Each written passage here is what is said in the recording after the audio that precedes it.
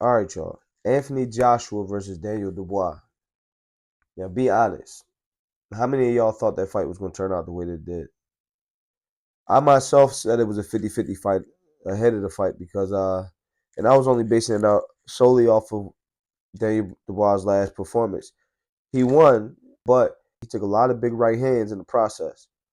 So I was like, if he's taking right hands like that from Joshua, it might not be a long night, to be honest with you. Uh, But he cleaned it up. He went back to the gym. It was evident that he went back to the drawing board. He cleaned it up. He wasn't getting hit with big right hands again. And he put that pressure on Joshua, broke him down. He came out lax like he had it in the bag or like he was just way beyond his level or something like that. So coming out lax like that is what got him clipped in the first round. You know what I'm saying?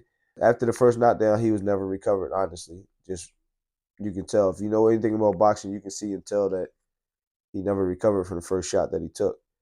Dubois did a good job of staying on him and continuing to try to find the shots on him so he can get rid of him.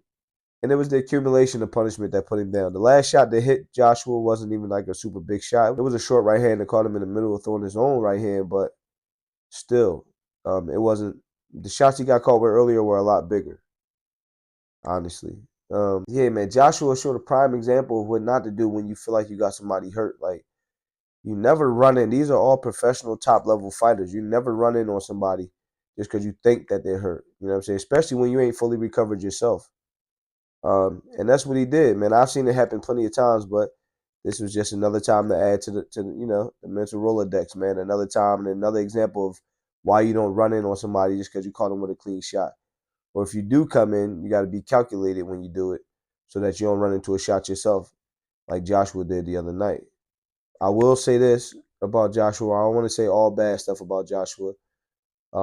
Before I questioned his heart many a times. I questioned his heart many a times. Um, but he did show that he had heart. You know what I'm saying? I mean, he showed again that he don't have a chin. Uh, but he did show signs of having some heart though, because he kept getting back up after he was put down. Shout out to Joshua for getting up and keep fighting, man.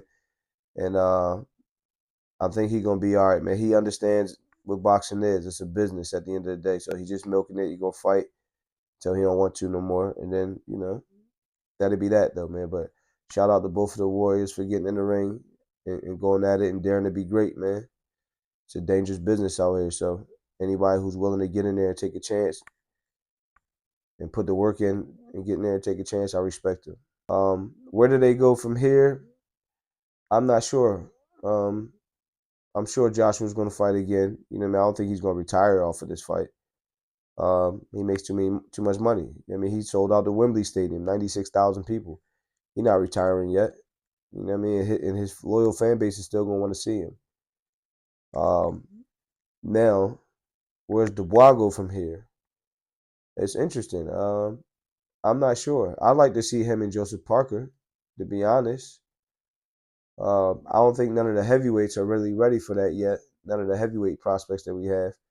I don't feel like any of them are ready for that level of competition yet. But I think the belt's going to be sitting over there in the UK for a little bit until some of these American guys get built up some more and they go challenge for it. But yeah, man.